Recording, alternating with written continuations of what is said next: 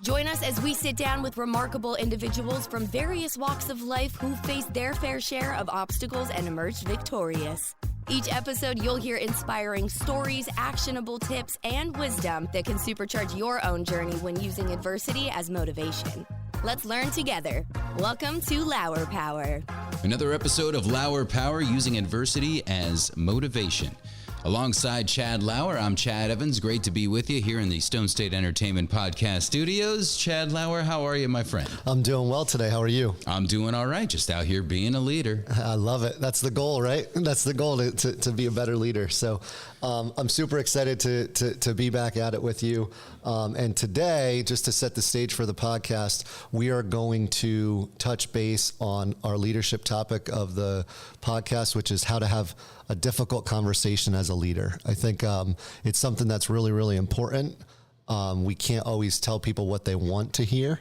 Sometimes we have to tell them what they need to hear. We can't always avoid it.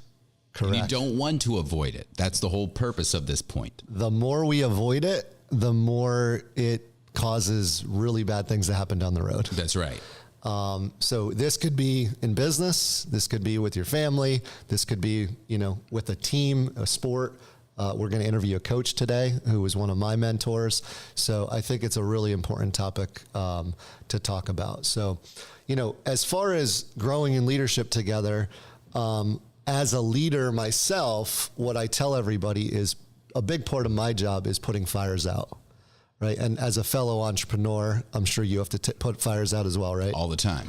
So what does putting fires out mean? It means, as a leader in the business world, we have a client who's upset about something. The further you get away from the client, the harder it is to understand what's really happening. Or you have an employee or a team member who's upset about something, or there's a conflict, or maybe it's a family member who's upset about something, right? And every time I've delayed having that difficult conversation, it's never gone well. So one of the things that Jeff Lewis, who's my vice president, and I do is we say, let's do it right now. If something comes up, we literally stop what we're doing. We make the phone call, we have the meeting, we call the client, we call the employee, and we say, we're just going to deal with this now. And it's not always easy, but I think one of the keys to having difficult conversations is being trusted enough from the person that you're speaking to that they're going to listen. Mm-hmm. Meaning you don't just go up to somebody and say, listen, you suck at what you're doing right now, right? You say, listen, Chad, I appreciate you so much that I'm seeing an opportunity for you to improve. And here's the way you need to improve. And I'm telling you that because I trust you. It's that old adage of when the coach doesn't talk to you, you should be more worried than when they're yelling at you.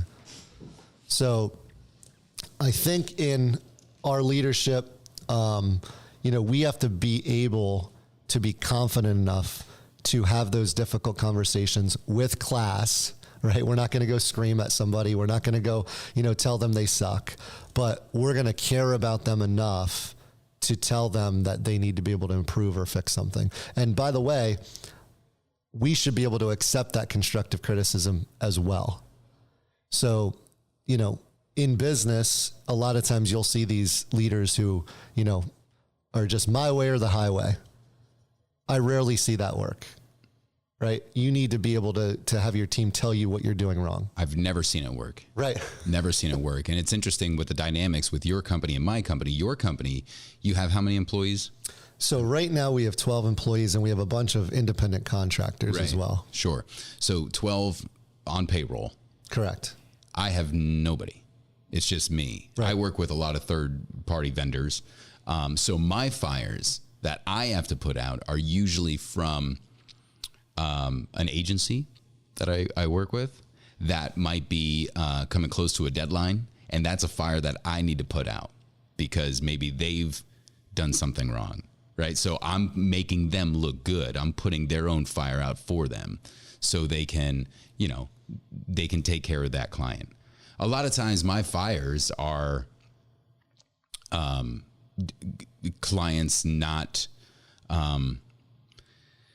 prepared adequately that they should be.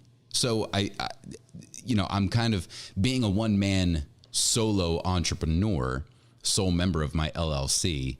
I'm able to put out the fire before it even starts. Because you're always in the loop. You're in the loop, right? Yeah. So that is one benefit that I have, even though I would love 12 employees sitting right next to me all the time. But I think, for me, putting out the fire, you put out the fire before it even starts.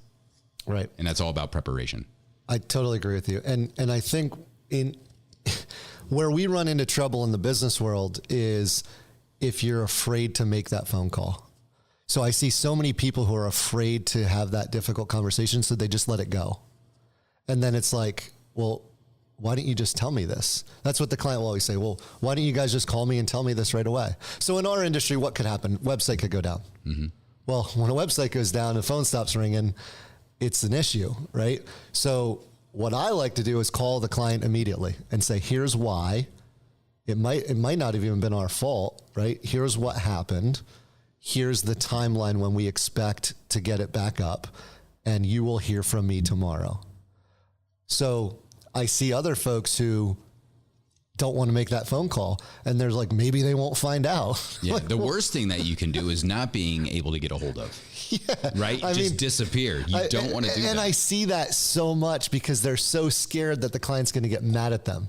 They're afraid of that confrontation.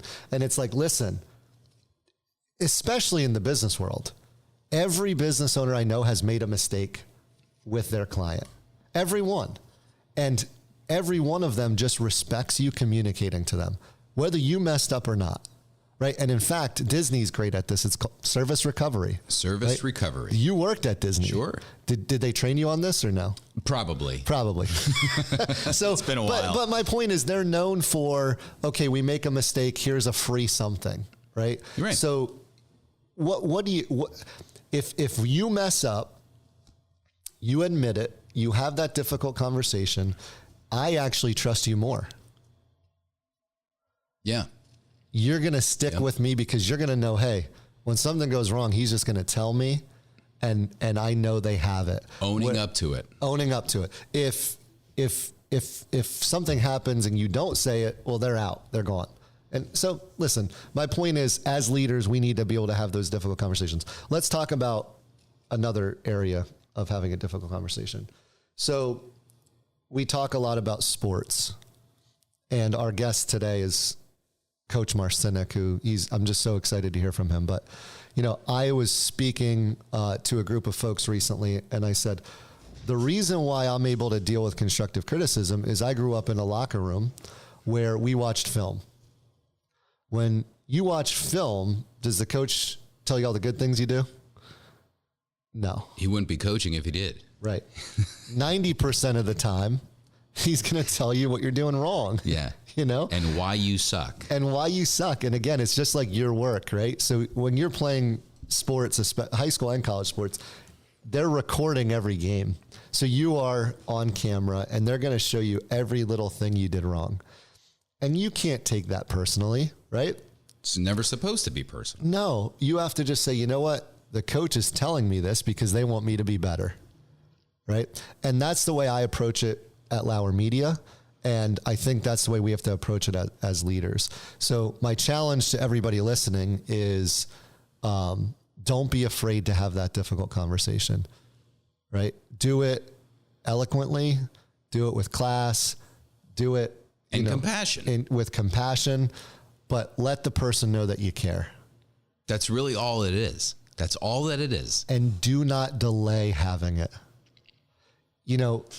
Most of the time when people delay it, having that awkward conversation, when they're going to bed at night, that's all they can think about. And it just crushes them. And it's literally paralyzing them because they can't stop thinking about it. And then when they finally have the difficult conversation, they're like, that was way easier than I thought. Yeah. I could have given myself 2 weeks of peace because I was scared to have this tough conversation. Just have it, right? As leaders, we have to be able to have it. We have to directly communicate without being passive aggressive. And we have to be able to just say, this is what it is. I'm saying this because I care about you, and be done with it. There you go. Sound good? Sounds great. All right. So our leader and our guest who's dealt with quite a bit of adversity recently is my college basketball coach, Frank Marcinek. This guy taught me so much. Literally, a lot of my leadership comes from the 4 years I spent learning from him. You're not on time unless you're 15 minutes early kind of stuff. So Frank Marscinick is in his third decade as the head coach at Susquehanna of the Susquehanna men's basketball program. 36 years of coaching. He's guided 21 of his 32 squads to at least a berth in the conference tournament, made 6 NCAA Division III men's basketball tournaments. He made a Sweet 16 run in 2016 and 17. And he's just been known in this region. Basketball and Frank Marscinick go together in central Pennsylvania, over the last 3 decades. He's a fierce competitor, demands as much from himself as he does from his teams. His teams play with discipline, toughness, and desire. He's the all-time leading coach with wins at Susquehanna in any sport, and he's 10th on the active career leaderboard for wins in Division III NCAA men's basketball. Tell me a little bit about your story. It could be adversity you overcame through your coaching career in your life, and most importantly, your recent adversity where, you had a battle with cancer. So how did you deal with those times, and, how did that impact your outlook on life?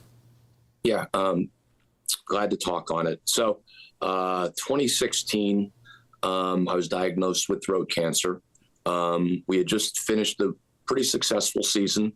I was an assistant athletic director at that time, and I was with our baseball team up in New York State at the NCAA tournament, and I had to come home for an appointment at the Geisinger. And I had been having some headaches for an extended period of time, and they were trying to figure out what was causing headaches. And at no time did anybody indicate to me that they thought I might have cancer. It was this test, that test. And I go to the Geisinger. I believe it was the day before my birthday, May 18th, 2016. And they do a biopsy on my neck of my lymph nodes. And 2 minutes later, they're back telling me, yep, you have stage 4 throat cancer. And I'm like, wow, like, me? You sure you have the right guy? Because, I think we all think that we're indestructible. And it really, really caught me off guard. And I think that, surprise is probably not good for any of us. And that was certainly something that I was not ready to hear. It's a life-changing word. And I think in the moment, it might be overwhelming. And then it's like, okay, give me a little time here. I drive home, and now it's like, okay, the competition's on. And one thing that we've all learned through athletics is to compete. And you're not going to win them all, but you got to give it your best every time. And here I was, in my mind, in the biggest competition of my life. So it's like, okay, how do I handle this? And it's like, just control the controllables. And by controlling the controllables, it was, okay, get as many opinions as I can, get in the best shape I could get into, watch my diet. I had a cousin who was a nutritionist, Denise Marcinek, who was kind of like my nutritional guru. My wife, Cindy, was the, support system along with my sons, Frank and Scott. And then it was just figure it out and let's go. And I wasn't going to go and get treatment until I was 100% comfortable with what was being done. And there was some adversity in that. I found that I wanted to have my treatment done at University of Pennsylvania. Throat cancer really beats you up, as all cancers do. But this is a really intense, probably 7-week treatment period where it's like they throw everything at you and it's like, deal with it. But at Penn, they had something called proton radiation therapy. So it's kind of a smart bomb. So instead of like killing your whole throat and neck and everything, it just attacked the tumor. But as fate would have it, my insurance turned me down.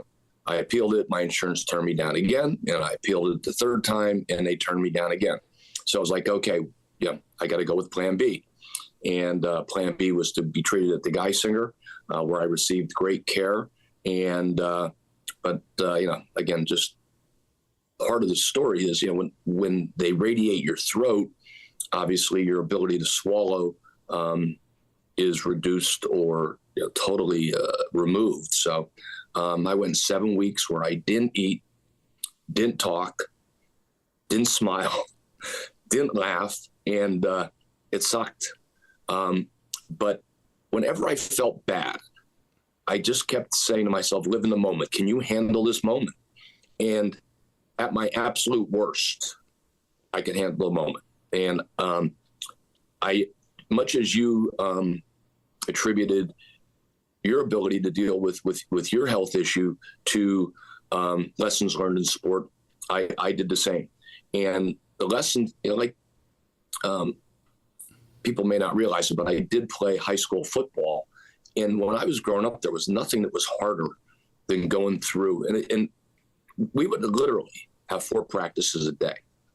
Like, it was probably torture.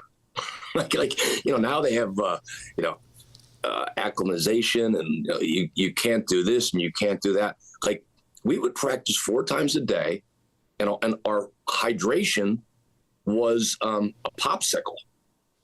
We got like a half of a twinsicle during practice. They won't let us go home. They gave us, lunch provided by the boosters.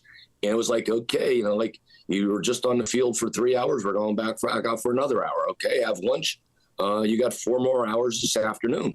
And it literally just beat the daylights out of you. I played for a high school football coach named Tim Montgomery, who played at Penn State. And when he came to Shamokin, they probably had 55 kids on the team. At the end of Tim's first year, I think they finished with 22 kids. I'm probably fudging that number, but it was like only the fittest survived. And that was his mentality. And he took Shamokin football program from being not very good to being Eastern Conference champs. And it was just all about developing toughness and perseverance. And I think when you go through tough times, you depend on those around you, which are your teammates, and which makes you a tighter group and makes you a stronger group. And that was kind of the foundation of how I got through cancer. And also, you need some goals in life, and you need something to look forward to. I think, the people that are suffering from depression and anxiety and things like that have very little to look forward to. And it's like, would have been real easy to get down, but I don't know if that I ever got down. And it was just like, the reason I didn't get down is because I wanted to coach, and I wanted to coach my team. And that was my, that was the carrot at the end of the stick. So I really, really was focused on getting back to coach on October 15th. And, the body's amazing, the mind's amazing, and the body can do so much more than it believes it can. The mind at times can be weak, but you got to listen to your strong mind, not your weak mind. And like 2 really weird things happened. So I told you I couldn't speak for 7 weeks. In the middle of that, I had a prospect camp here at Susquehanna. And I'm like, well, I probably need to be at that because these guys are interested in coming to play basketball at Susquehanna, and they at least need to see me. And I probably wasn't a real pretty sight to be seen. Not that I'm any better today, but I was worse, if you can believe that. And I remember parking my car, walking into the gym. Now, keep in mind, I didn't speak. I probably didn't speak for 7 weeks. And the minute I walked into the gym, I got my voice back. Oh, man. Not for a long period of time, but I was able to speak. And that was kind of unbelievable. But, why, how, I don't know. So I got my voice back, which was great. Went home that afternoon, no voice. 2 weeks later, we had a dedication of our weight room, which I had something to do with. And I wanted to come to the dedication of the weight room. And I came to the dedication of the weight room, and I walked in the weight room. And my voice came back again. And I left, and I didn't have a voice again. So it's like, there was somebody talking to me about the value of being here at Susquehanna, the value of being in the gym, the value of being in the weight room.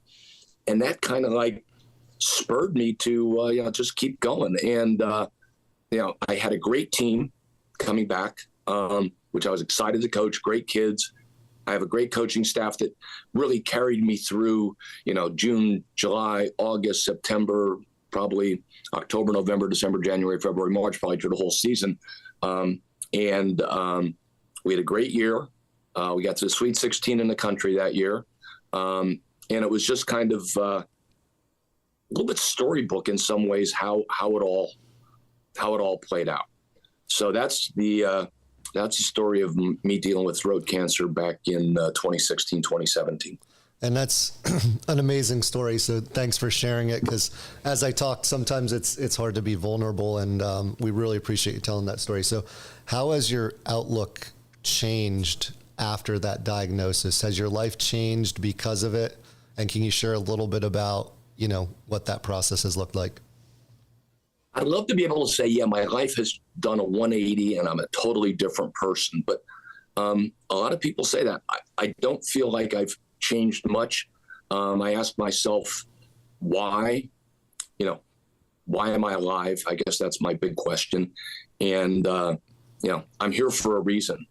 If I didn't have value, the good Lord probably would have taken me, but, it was out of my hands, and, somebody decided that I needed to be here. So it has probably motivated me to stay doing what I do more so than, had I not had this. And it's probably given me a sense of calm when things are really bad. And things are going to be bad. It's not if you're going to get punched in the nose, it's when. And what do you do when you get punched? It's like anybody that, I think we all think that, it's not going to happen to us. We're not going to have illness. We're not going to lose a loved one. We're not going to have adversity, but we're fooling ourselves. And it's just a matter of not if, but when. And when it does happen, how do you handle it? And so that was a big part of it. I found myself, I don't know that I can still say that I do, but we'd be in end of game situations, in tight games. And I remember just kind of walking down to the end of the bench and thinking, you got this. You got this. It's like they're, it's going to work. So I think that it's probably built some confidence in me above where I was prior to dealing with it. Yeah, I tell everybody, and I mentioned on my previous episode that when I've been in those moments, all I really want is a sense of normalcy. So mm-hmm. I think most people think you want to do these grandiose things, but when you're in those moments of those diagnoses and you're reflecting by yourself, you just want to go to work like a normal person. You want to have dinner with your family like a normal person. You want to coach your team. You want to do the normal things, and those little mm-hmm. normal things are so important when you're in those moments of not knowing whether you're going to make it or not, or, not like in your case, not being able to talk, like you just wanted to literally probably talk to somebody. Mm-hmm. And that's the thing. I think there's a saying that is, a healthy man wants a lot of things and a sick man wants just one. And I think that one hits home. Right. So, I really appreciate that. Let me throw another quick story in there if you we would love it. Yeah.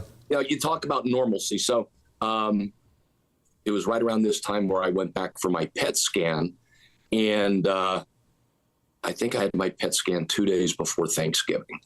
And they're why they operate the way they do, but so it's like Tuesday, Thanksgiving's on a Thursday. I'm like, what do you see?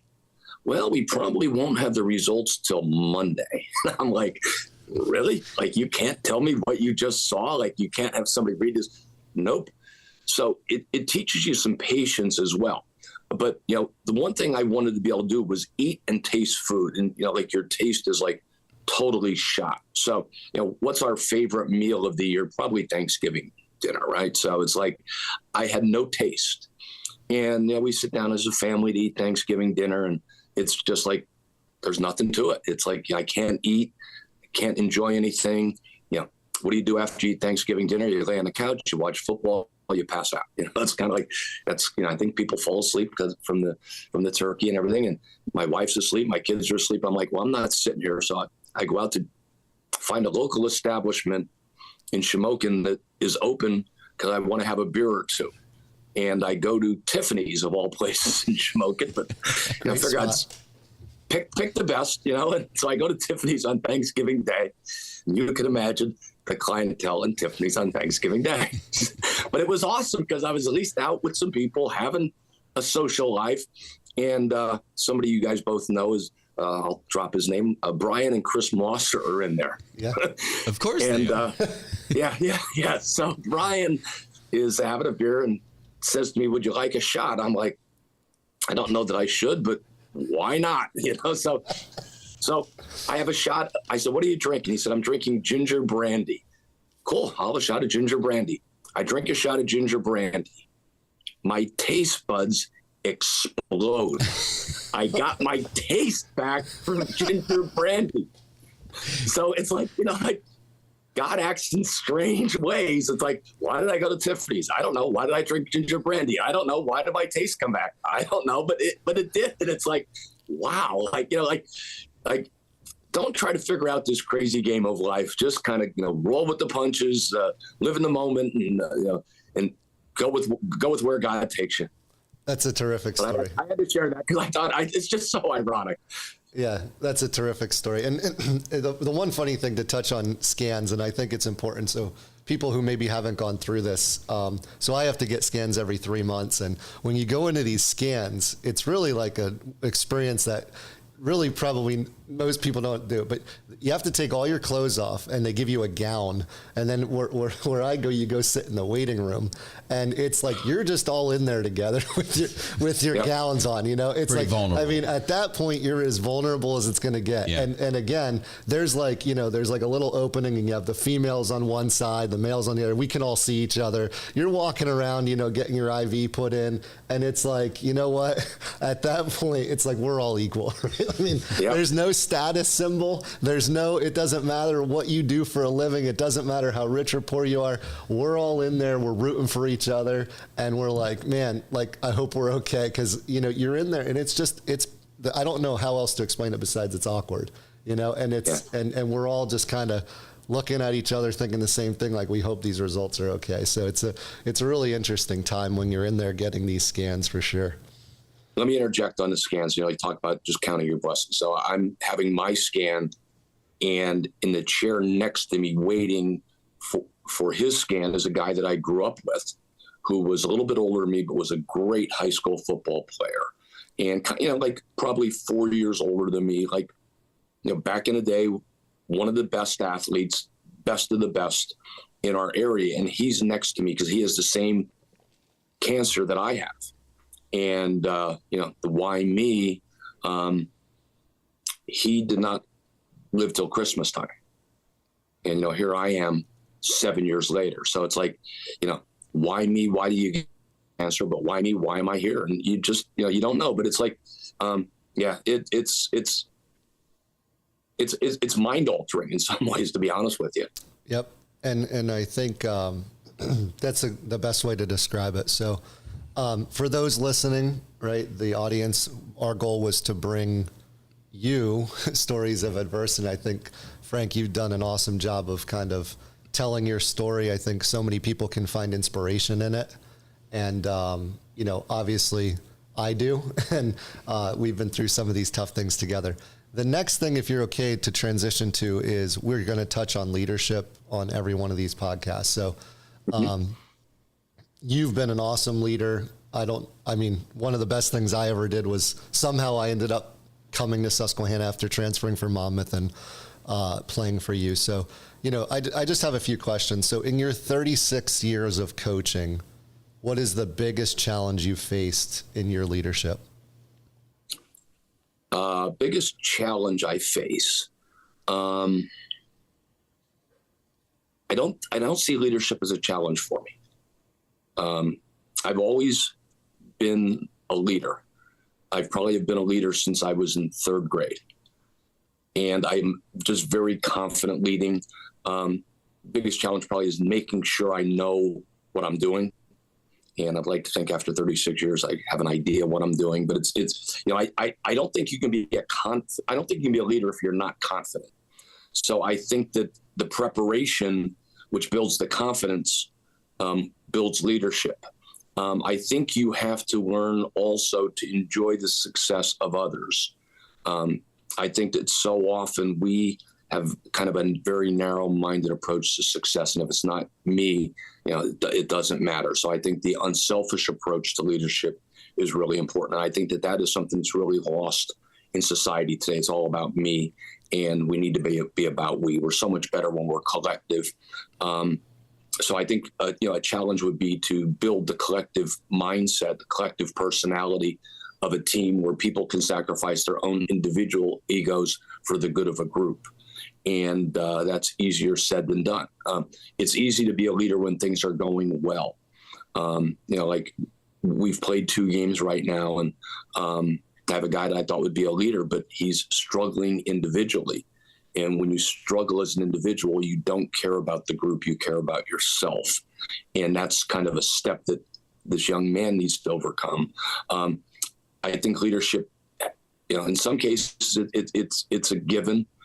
It's natural, but I think in most cases it has to be developed, and I think you need to be intentional in developing it. But I think I've been very fortunate. I was, I didn't have any brothers and sisters, but we had a big family, and I was surrounded by great family members, and I think that I gained confidence from being around great people, and uncles, aunts, cousins, nieces, nephews, and I think that has helped me. But it's just, I don't think I answered your question, but it's never been a challenge to me. So that's fabulous. And, I think a lot of leaders don't ask to be leaders. I think we've talked about that before. It's like somehow you just become that leader, but I think everybody can improve on their leadership. So one of the topics of our podcast today is how to have difficult conversations as a leader. So one of the things that I've learned in my leadership is, you have to be able to clearly communicate to somebody, whether they want to hear it or not, the issue at hand. And you have to do it right away. If there's lag in that, it creates this animosity. It creates like this passive aggressiveness that causes the culture of whatever, your team or your business to fail. And it's one of the things that I see that folks struggle with the most. So in my leadership, when you get to my point or your point, I call it putting out fires. So a big part of my day is putting out fires. Now that's with my employees, that's with, our clients, et cetera. Because if it gets to me, somebody else wasn't able to have that difficult conversation properly. And I spoke at Susquehanna about a month ago, and there's these cultural dynamics. And the one kid said, well, we don't take constructive criticism because we've been given trophies our whole life. And everybody laughed, right? But you're dealing with 18 to 22-year-old men. And, this topic is really interesting to me. So you were able to have really difficult conversations when I was, learning from you, not only on basketball, but things we were doing outside of basketball. And it was really easy for you. But what would you say is the way to approach that difficult conversation? How do you approach it as a leader? Do you just come right at it and expect them to be able to handle it? Or do you treat each person differently? What's your approach on how to have those difficult conversations? Well, I first believe that you need to have a relationship with people where they trust you. If they don't believe you have their best interest at heart, it doesn't matter what you say. So, if you have a new employee or a new member of the team and day one, you try to have that difficult conversation, I'm not sure that you're getting through. I think before you can be really hard on someone, you need to earn their trust, and they need to know that you truly, truly care about them. So relationships is key before you have those direct conversations. And the better your relationship, the more direct the conversation can be. The other thing that I've learned, and I'd like to say that I probably am not as good at it as I think I should be, but it's everybody has some good in them. Everybody. And I think that John Wooden used to use what he would refer to as soft criticism, where he would sandwich the criticism or the direct conversation with some compliments. So it would be praise, criticism, praise. So they would hear the praise, you'd get their attention. Then you'd tell them, this is what it is. And then you'd kind of surround it with some praise. Because if you come at somebody with something that they don't want to hear, they're quick to turn you off.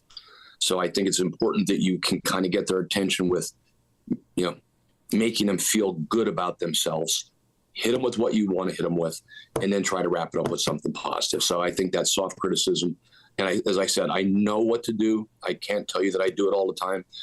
The other thing that, as a leader, that I think is important, and I've learned this, and you could probably cite numerous examples. If you react to something, you react negatively. If you respond positively. So I find myself trying to not react, but as a coach, it's a reactive environment. You're reacting to a play, you're reacting to team dynamics, you're reacting to something, but it's sometimes best if you can just not react, rather respond. And that usually just takes, you being able to calm down. I'll go back, to something you had mentioned in your question. One of, when I came out of cancer, I kept saying to myself, why am I here? What am I supposed to do? And I really believe that one of my messages that I received was, we got to prevent the wussification of America. We just have gotten so soft, like how soft were those guys, on D-Day, like 18-year-olds, like these kids are living at Susquehanna in some of the best accommodations and best school, best food, but we treat them like, like everything's a catastrophe. Like, please just suck it up. Suck. You're not in you're not in Afghanistan. You're not in Israel. You're not in Gaza. Deal with a little bit of adversity. Like athletics is here to teach you to deal with that. And where we have problems is when in athletics, and this goes back to parental, I'll use the term interference. Athletics are to prepare you for adversity later in life, but parents want to jump in front of the adversity and kind of smooth those bumps out so their children don't have to deal with it. Well, the only way you get better at anything is dealing with some adversity. And if the parents shield their children from adversity, the kids don't get prepared for adversity. So it's like, learn to deal with it. Like, we're all better when we've dealt with some adversity. And it's like, that's part of growth. Like, how do people get experienced? You get experienced by making mistakes. You get experienced by being taught. You get experienced by being corrected. So it's like, we love our children so much. And that's just natural. That's the parental, instinct. But we got to step aside and we got to let kids be kids. And we got to let them stub their toes. And we got to let them fall off their bikes. And we got to let them, burn their hands on the stove. We got to let them make mistakes and deal with adversity so that they're able to handle some tough times. Like we got to be tough-minded.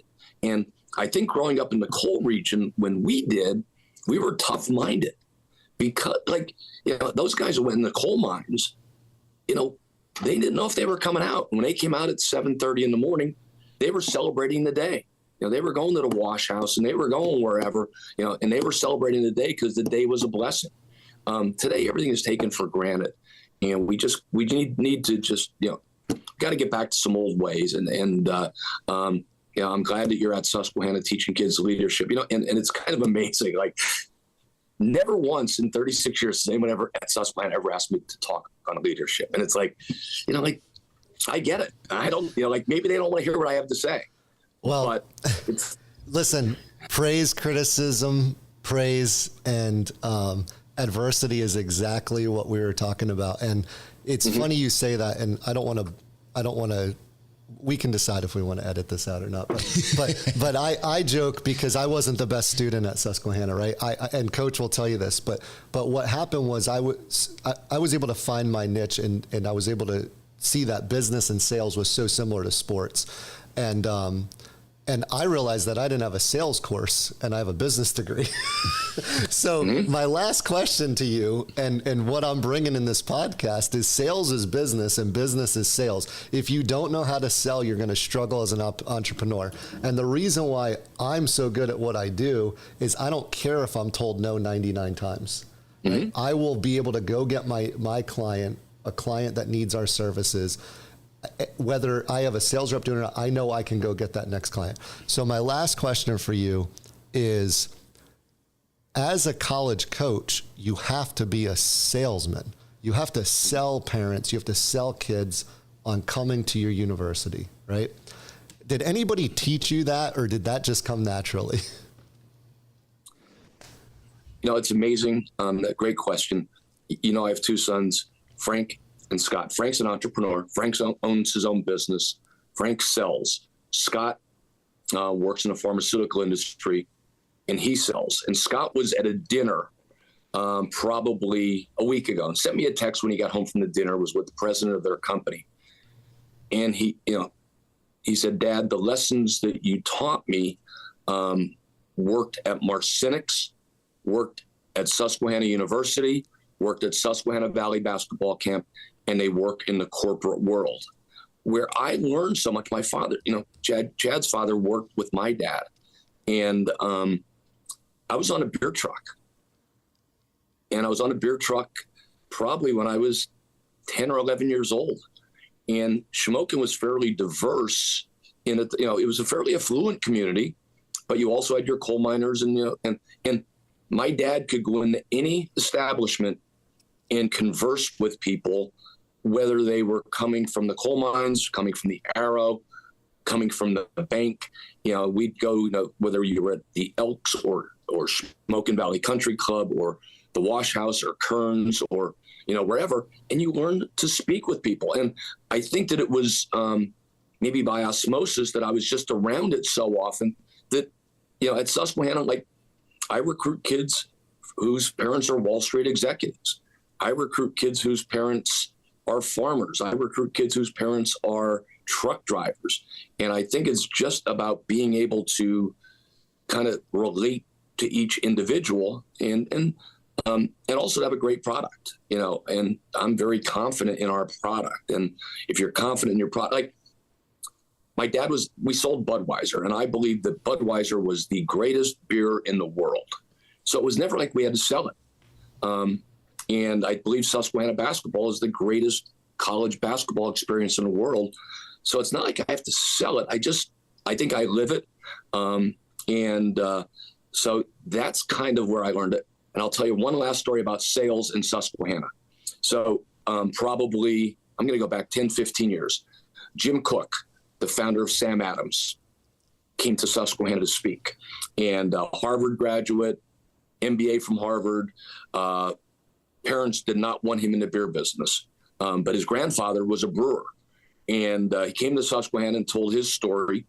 And one of the things he said is that, Susquehanna's got a great business curriculum.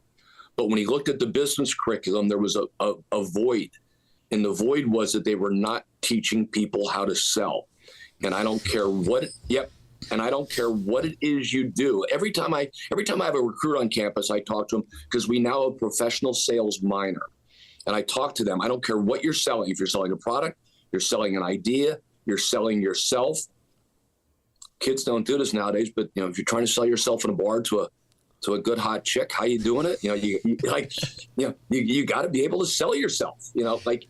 So being able to collectively put together coherent thoughts and with a purpose is selling. And it's as I said, I think I just was fortunate to be raised by a family that it was what we did. Yeah. And thanks for sharing. Those are great stories. And we really, really appreciate it, Coach. I really appreciate you being on this podcast. I think you have so much to offer. And now we're going to be able to get this story out to as many people as we can. And you're truly an inspiration. And I really appreciate you taking the time to chat with us. When I say the pleasure is mine, it is an absolute pleasure to talk to you, Chad. And Chad, I feel great people talk about the youth of America and where we're going, but like, young people, you guys, I guess, still consider yourself young, right? I don't know. I don't know about that. Middle-aged. Yeah. Maybe. Yeah. But I mean, like we're in good hands with people like you. Like, the kids I'm coaching, the kids I coach today are the best kids I've ever coached. Great. I believe that's, so we're in a good spot. So stay positive, keep doing your great work, guys. And thanks for giving me the opportunity. All right. Thanks, Coach. Have a great day. Okay. Yeah. My pleasure. All right. Bye-bye. What a great interview with Coach Marscinick. Really touching on some amazing tips and advice for us as we grow in our leadership. The adversity that he's been through, not being able to talk for 7 weeks, is just, something that I don't think any of us could really imagine going through. And his stories of, gaining his voice at specific times again, and his leadership advice with, how confidence allows you to lead, and praise, criticism, praise. I don't know if you guys are taking notes, but I surely was. And I'm going to use many of his tips and his wisdom as I grow in my own leadership. I think we can all take so much from, Coach Marscinick's 36 years of coaching. He's currently the 10th winningest coach in all of Division III basketball. So he's definitely used sports as an outlet similar to the way I did.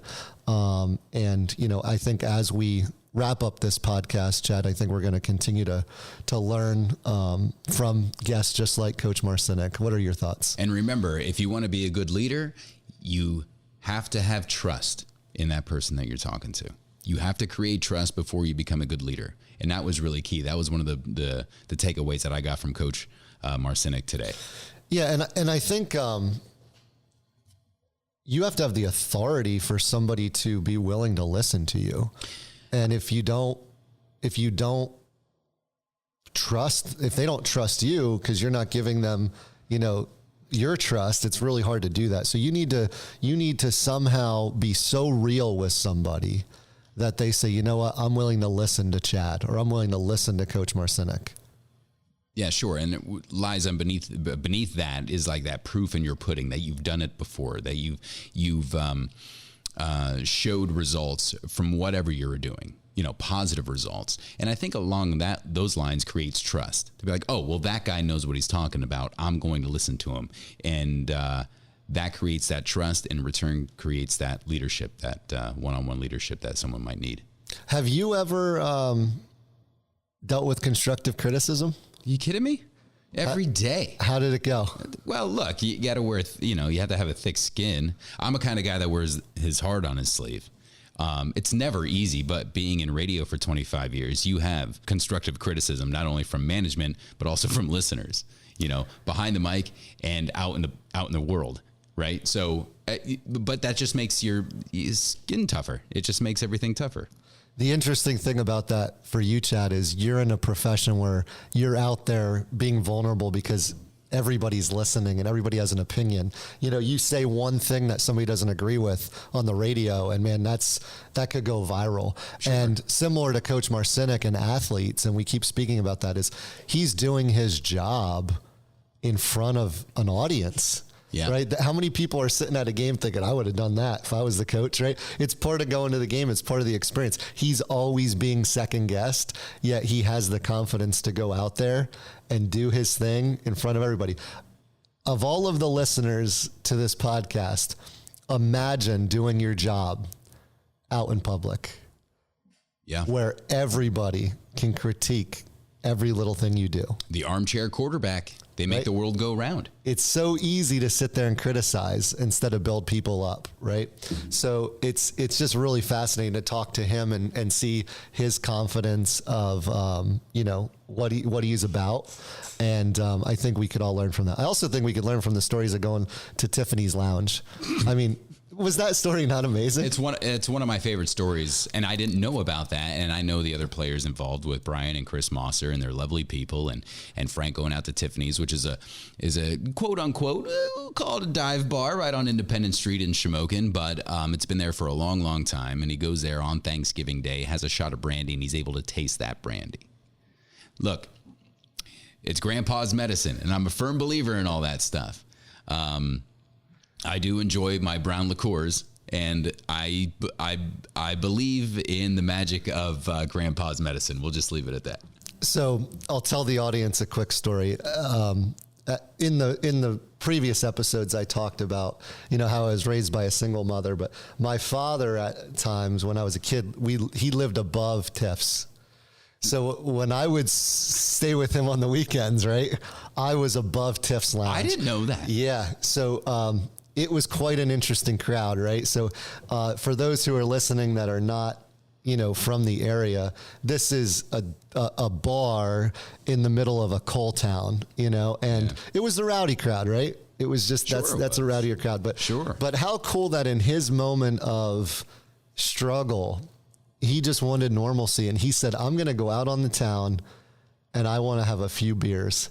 And that's all he wanted to do. Again, I think it comes back to my point in episode 1 of the little things are what matter in life. We never take those for granted. I think everybody has these grandiose ideas of what they want to do with their life. And it really comes down to most people want to have a drink with their friends. That's really what it's about. Or their family. That's really what it's about. And you know what? For him, it wasn't even a friend. He went by himself. Mm-hmm. He didn't know who was going to be there. He wanted some camaraderie, and he wanted to just go be normal after not talking for 7 weeks. And then boom, his taste buds explode. And I mean, what an awesome story, dude. I loved it. Terrific. So yeah, guys, I think, thanks for listening, and I cannot wait, to continue to grow in our leadership on our next episode. Using adversity as motivation, you are listening to Lauer Power. Are you a business owner, a leader, or an aspiring achiever looking to turn life's challenges into powerful fuel for your success? You've come to the right place. Get ready to unlock the secrets to turning life's hardships into your most powerful ally. Your hosts, along with our incredible guests, will help you tap into your own Lauer Power and guide you towards the success you've always dreamed of. Be sure to subscribe so you never miss an episode. The Lauer Power Podcast is a production of Stone State Entertainment.